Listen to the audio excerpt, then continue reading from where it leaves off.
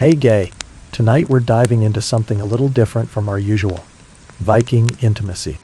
It wasn't just about passion, but about politics, power, and believe it or not, very public displays of status.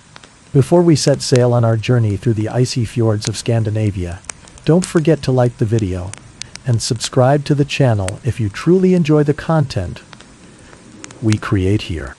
Also, drop a comment telling us where you're watching from and what time it is there. It's always fascinating to find out which corner of the world you're tuning in from. Now, let's set the mood. Dim the lights, maybe turn on a fan for that soothing background sound, and let's embark on this discovery together. Tonight, we're going to uncover how the Vikings navigated not just the stormy seas, but also the equally turbulent waters of intimacy, marriage, and sexuality. Get ready for a journey that goes far beyond what Hollywood has shown us. In Viking society, marriage went beyond the personal and emotional realms. It was a highly calculated move in a game of power, survival, and territorial control.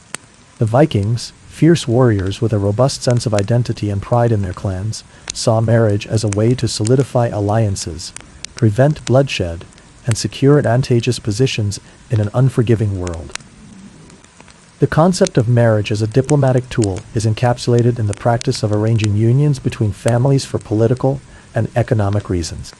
A Viking marriage wasn't just about love or companionship. It was a tactical decision made to strengthen or protect family interests. Think of it like a modern-day merger between corporations, but with much higher stakes. For instance, when Jarl Magnus decided to marry his daughter off to the son of a rival clan, it wasn't about feelings. It was about guaranteeing peace and ensuring that both sides stood to benefit. These arranged unions were carefully planned by the parents, who studied their potential in-laws as if they were strategizing on a battlefield. The aim was often to ensure that the family name, honor, and wealth were preserved or enhanced. One of the most critical aspects of these decisions was the munder, or dower, the price placed on the bride, which was a literal financial transaction in some cases. The value of a bride was determined by her family's status, lineage, and wealth, and it was often paid in silver, cattle, or land. This wasn't a demeaning or a transactional act, but rather a way to ensure the bride's protection and secure her family's interests if the marriage went awry. The outcomes of these marriages were pivotal to the Viking way of life. They could settle feuds, forge trade routes, and even expand a clan's territory. Essentially, a well-calculated marriage could change the political landscape in the Viking world, creating new alliances that would alter the course of history. The Vikings' strategic use of marriage as a diplomatic tool reveals just how deeply intertwined their personal lives were with the broader political machinations of their time. The role of the munder, dowry, how the value of a bride was literally calculated. The munder wasn't just a dowry, it was a literal price. Families calculated the value of their daughters in silver, cattle, land, and weapons. A maiden of good lineage was worth around 20 to 30 ounces of silver, plus cattle.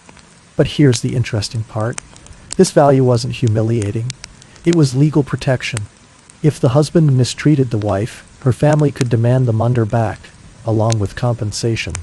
It was like medieval marital insurance. Marriage negotiations in Viking society were a far cry from the quick, simple exchanges we think of today. Instead, they were long, drawn-out affairs that involved careful diplomacy, careful calculation, and intense bargaining. These arrangements weren't just about love or affection. They were fundamentally about securing the future of the family, the clan, and its place in the wider Viking world. These negotiations could last for months, and the stakes were high. The process was as meticulous and strategic as any political negotiation. The families involved would send envoys to travel between fjords and villages, carrying proposals written in runes on long, scroll-like parchments. Every word and clause in these proposals was carefully considered. The primary concern was the dowry, which was crucial for the exchange of wealth and status between the families. However, that was just the beginning. Alongside the dowry, the agreements also covered a wide range of future arrangements. These included inheritances, which would determine who would control lands, resources, and wealth after the parents passed away.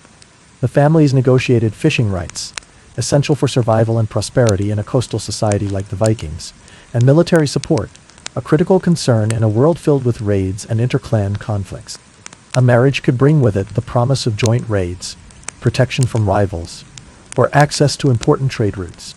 The agreement could go even further. Sometimes which god would protect the union was specified. The Vikings believed strongly in the influence of their gods on their fate. Depending on the gods each clan worshipped or favored, the gods' blessings would be invoked in these agreements. It was a sign of how intertwined faith and politics were. Perhaps one of the most fascinating aspects of Viking marriage negotiations was the inclusion of provisions about children. Some contracts specified how many children the bride was expected to bear, as well as the timing of their births.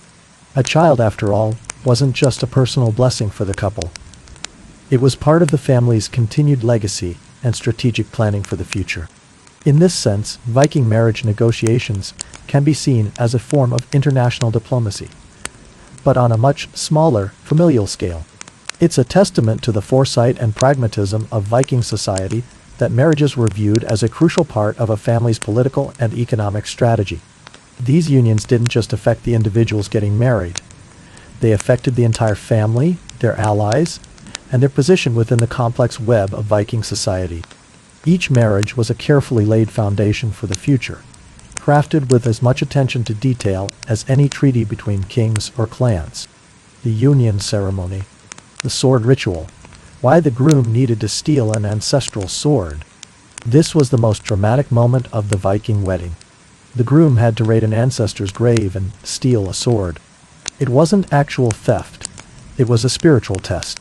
The chosen blade represented the lineage and power he would inherit. During the ceremony, he would offer this sword to the bride, who would keep it for their future son. It was as if the dead blessed the marriage through the forged iron. The wedding run, the strange tradition of running to the bride's house. Imagine this. The groom and his friends would run armed to the bride's house, simulating a kidnapping. Her family would resist with screams and dramatizations.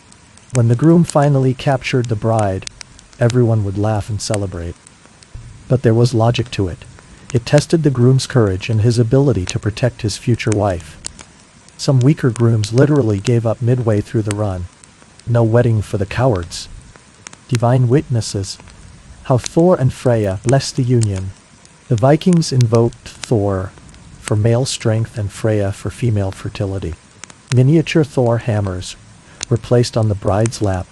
Freya amulets adorned her dress. During the ceremony, the couple would drink from a shared horn, symbolizing that Thor and Freya were drinking with them.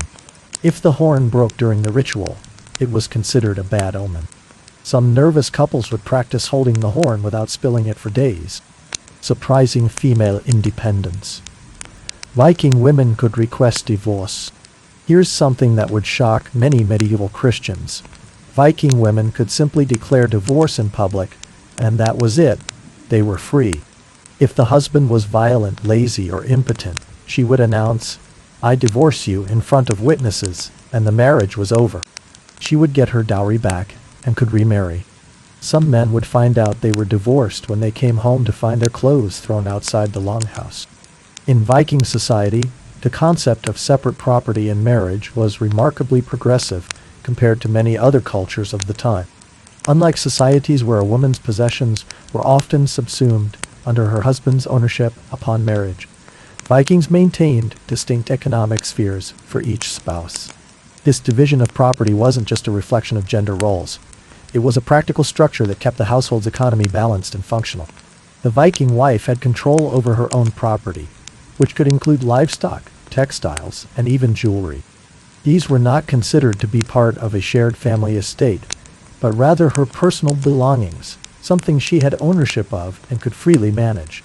She was responsible for weaving fabrics, which were essential not only for clothing but for trade, and owning cattle, which were valuable assets for food and breeding. In this way, the Viking woman held a significant position in the economy, capable of deciding the fate of her cattle and their offspring. On the other hand, the husband typically controlled more military or tool-based assets, such as weapons, ships, and tools. These items were critical to the Viking way of life, which centered around warfare, exploration, and trade. His role in the household economy was largely tied to his ability to defend his land, raid for resources, and engage in commerce. As a result, the husband's wealth was often linked to his ability to engage in these activities, particularly his ships, which were the Viking lifeblood in both war and trade. The key feature of this system was that both spouses had equal authority over their respective domains, and major decisions about the household economy typically required mutual consent. If a wife wished to sell one of her cows, for example, she didn't need her husband's permission. She was free to make financial decisions regarding her assets independently. Similarly, a husband could make decisions about his own possessions but would often consult his wife, particularly if their business or household operations were intertwined. This arrangement suggests a level of gender equity that was rare in many other ancient societies. It wasn't that women were seen as the equals of men in all aspects of life, but within the context of property ownership and household economics, the Vikings practiced a form of equality that allowed both men and women to wield significant economic power. The result was an economic partnership, rather than a patriarchal system. In Viking marriages, both spouses had important and complementary roles in managing their household wealth. This made their economy more adaptable and resilient. It wasn't a marriage of male ownership, where the husband controlled everything. Rather, it was a functional partnership, each person owning what they had a right to and making decisions within their own sphere of influence. This separation of property in Viking culture reveals a fascinating, forward-thinking approach to marital economics, allowing both partners to play pivotal roles in sustaining a family and ensuring its success. This structure helped Viking society remain robust, with both men and women contributing to the survival and prosperity of their households. The husfreyja, the role of the lady of the house, is equal to the husband. The husfreyja wasn't just a wife, she was a co-ruler. She carried the keys to the house, literally, hanging from her waist, symbolizing her power over the home. She decided menus, schedules, discipline of the children, and even smaller legal matters. When the husband went on raids, she commanded everything on her own. Many husfreyja were more respected in the community than their own husbands. It was a true partnership of power, not female subordination.